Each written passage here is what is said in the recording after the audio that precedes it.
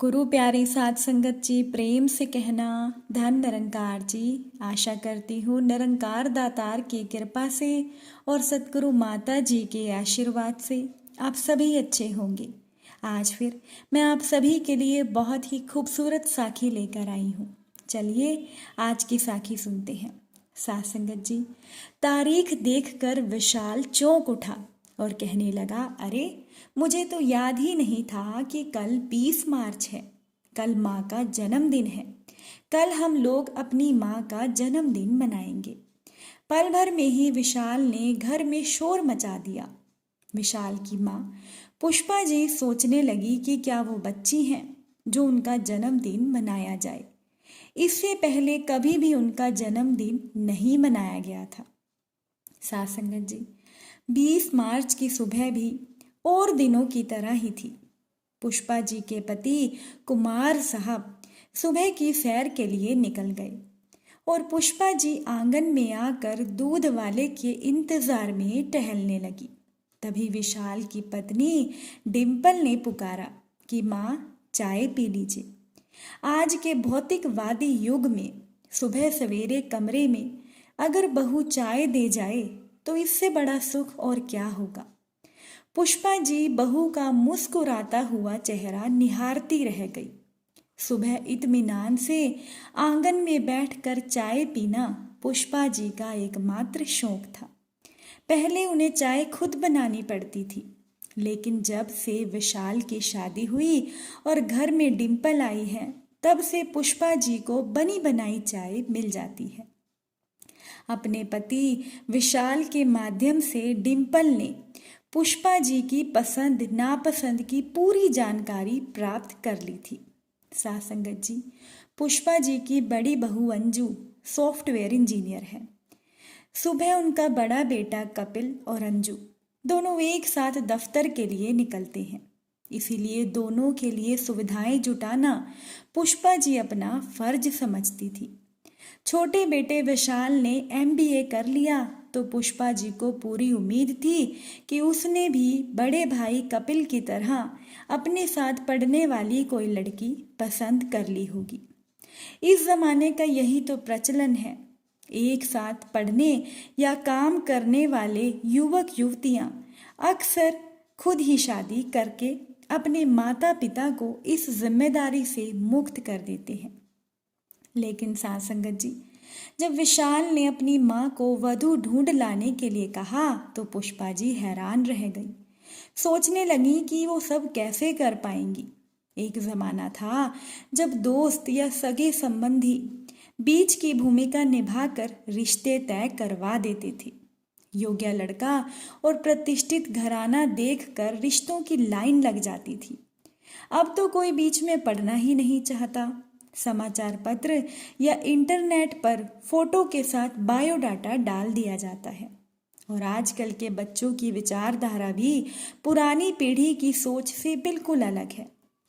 कपिल और अंजू को देखकर पुष्पा जी मन ही मन खुश होती कि दोनों की सोच तो आपस में मिलती ही है और उन्हें भी पूरा मान सम्मान मिलता है। अखबार में विज्ञापन के साथ साथ इंटरनेट पर भी विशाल का बायोडाटा उन्होंने डाल दिया था। शादी के कई प्रस्ताव आए। पुष्पा जी की नज़र एक बायोडाटा को पढ़ते हुए उस पर ठहर गई। लड़की का जन्म स्थान उन्हें जाना पहचाना लगा और योग्यता BA थी। कॉलेज का नाम बालिका विद्यालय देखकर वो चौंक उठी। पुष्पा जी की कई यादें जुड़ी हुई थी उसी कॉलेज से। पुष्पा जी खुद भी तो उसी कॉलेज की छात्रा रह चुकी थी। उस कॉलेज में जब पुष्पा जी सितार वादन का पुरस्कार पा रही थी, तब समारोह के बाद कुमार जी ने उनका हाथ मांगा तो पुष्पा जी के माता पिता ने तुरंत हामी भर दी थी और पुष्पा जी भी बहुत खुश थी। ऐसे संगीत प्रेमी और कला पारखी कुमार साहब के साथ उनकी संगीत कला परवान चढ़ेगी। इसी विश्वास के साथ पुष्पा जी ने अपनी ससुराल की चौखट पर कदम रखा। हर क्षेत्र में अव्वल रहने वाली पुष्पा जी के लिए घर संभालना बिल्कुल भी आसान नहीं था। जब शादी के 4-5 महीने के बाद उन्होंने अपना सितार और तबला अपने मायके से मंगवाया तो कुमार जी के पापा देखते ही बोल पड़े थे कि ये क्या तुम्हारे नाचने की और गाने की उम्र है। सासंगत जी, डर से पुष्पा जी का शरीर कांपने लगा था, लेकिन मामला ऐसा था कि वो अपनी बात रखने से खुद को नहीं रोक सकी और पुष्पा जी ने अपने ससुर से कहा कि पापा, आपकी बातें सही हैं, लेकिन ये भी सच है कि संगीत मेरी पहली और आखिरी ख्वाहिश है। पुष्पा जी के ससुर ने कहा कि देखो बहू, इस खानदान की परंपरा और प्रतिष्ठा के सामने तुम्हारी रुचि का और इच्छा का कोई मतलब नहीं है, तुम्हें खुद को बदलना होगा। ये कहकर पुष्पा जी के ससुर चले गए। पुष्पा जी घंटों बैठे सोच रही थी। उन्हें सूझ ही नहीं रहा था कि वो क्या करें। उन्हें लगा कि शायद उनके पति कुमार जी कुछ मदद करेंगे। जब उन्होंने ये सोचा तो उनके मन में कुछ तसल्ली हुई। उस दिन कुमार जी बहुत देर से घर लौटे थे। तब पुष्पा जी ने उनसे कहा कि आज जानते हैं आप कि क्या हुआ। पुष्पा जी ने सारी बात बताई कि किस तरह से कुमार जी के पिताजी उन्हें सितार बजाने से मना कर रहे थे। तब कुमार जी ने पुष्पा से कहा कि पुष्पा, यहाँ कहाँ सितार बजाओगी? बाबूजी ना जाने क्या कहेंगे। जब कभी मेरा तबादला इस शहर से होगा तब मैं तुम्हें सितार खरीद दूंगा, तब तुम खूब बजाना। कहकर कुमार जी तेजी से कमरे से बाहर चले गए। आखिर उनका तबादला भोपाल हो ही गया। कुमार जी को उनका मनचाहा काम मिल गया। जब घर पूरी तरह से व्यवस्थित हो गया और एक पटरी पर चलने लगा तो एक दिन पुष्पा जी ने दबी आवाज में सितार की बात छेड़ दी। कुमार जी हंसने लगे कि अब तो तुम्हारे घर दूसरा ही सितार आने वाला है। सासंगत जी, कुमार जी ने पुष्पा जी से कहा कि तुम अपने बच्चों का ख्याल रखो। जब उनका पहला बेटा कपिल उसका जन्म हुआ तो पुष्पा जी अपने बेटे के पालन पोषण में लग गई। जब उनका बेटा कपिल स्कूल जाने लगा तब पुष्पा जी को फिर से सितार की याद आई और पति से कहने की सोच ही रही थी कि ना जाने फिर कुछ ऐसी परिस्थितियां बनी कि वो तब भी सितार की बात नहीं कर पाई। सासंगत जी, देखते ही देखते 2 साल बीत गए। फिर उनके घर पर विशाल का जन्म हो गया और अब तो घर में 2-2 बच्चों का काम। उन्हें तो कुछ आराम के पल मिलते ही नहीं थे। जब उनका छोटा बेटा विशाल भी स्कूल जाने लगा तो पुष्पा जी को थोड़ी राहत मिली। एक दिन रेडियो पर सितार वादन चल रहा था। पुष्पा जी सुन रही थी और कुमार जी चाय पी रहे थे और बोले कि अच्छा लगता है ना सितार वादन, क्या ऐसा बजा सकती हो? सासंगत जी, पुष्पा जी ने कहा कि मैं ऐसा कैसे बजा सकूंगी, मुझे तो अभ्यास ही नहीं है। अभी तो थोड़ी फुर्सत मिलने लगी है। अगर तुम सितार ला दोगे तो मैं अभ्यास शुरू कर दूंगी, फिर मुझे पीछे सीखा हुआ फिर से याद आ जाएगा। सासंगत जी, कुमार जी कहने लगे कि अभी मुझे फालतू पैसे बर्बाद नहीं करने, मुझे मकान बनवाना है। और मकान बनवानों में कई वर्ष बीत गए। तब तक उनके बच्चे भी बड़े हो गए। उन्हें पढ़ाने लिखाने में अच्छा समय बीत गया। उसके बाद पुष्पा जी अपनी अतीत की यादों से वापस आई। वो डिम्पल का बायोडाटा देख रही थी। डिम्पल का बायोडाटा और फोटो सामने आया तो उसने पुष्पा जी को उनके अतीत की याद दिला दी थी, क्योंकि डिम्पल भी उसी कॉलेज की छात्रा थी जिस कॉलेज से पुष्पा जी ने अपनी पढ़ाई की थी। सासंगत जी, डिम्पल की माँ का नाम मीरा पुष्पा जी को जाना पहचाना सा लगा और डिम्पल से मिलते ही उन्होंने तुरंत स्वीकृति दे दी थी। सभी हैरानी में पड़ गए कि विशाल जैसे होनहार MBA छात्र के लिए डिम्पल जैसी मात्र BA पास लड़की। पुष्पा जी ने जैसा सोचा था वैसा ही हुआ। डिम्पल बहुत अच्छी बहू साबित हुई। घर का काम काज निपटाकर वो उनके साथ बैठकर कविता पाठ करती, साहित्य और संगीत से जुड़ी बारीकियों पर विचार विमर्श करती तो पुष्पा जी को अपने कॉलेज के दिन याद आ जाते। सासंगत जी, आज भी पुष्पा जी रोज की तरह अपने काम में लग गई। सभी तैयार होकर अपने अपने कमरे में चले गए। किसी ने भी पुष्पा जी के जन्मदिन के विषय में कोई प्रसंग नहीं छेड़ा। पुष्पा जी के मन में आशंका जागी कि कहीं ये लोग उनका जन्मदिन मनाने की बात भूल तो नहीं गए। हो सकता है सबने ये बात हंसी मजाक में कही हो और अब सब भूल गए हैं। किसी ने जन्मदिन की चर्चा ही नहीं की। साथ संगत जी, शाम होने को थी। डिम्पल पुष्पा जी के पास ही खड़ी थी, हाथ बटाने के लिए। दही बड़े, मटर पनीर, गाजर का हलवा सब बनाए गए। दाल छोंकने भर का काम डिम्पल ने पुष्पा जी के लिए छोड़ दिया था। पूरी तैयारी हो गई। हाथ धोकर थोड़ा निश्चिंत हुई कि तभी कपिल और अंजू कमरे में मुस्कुराते हुए दाखिल हुए।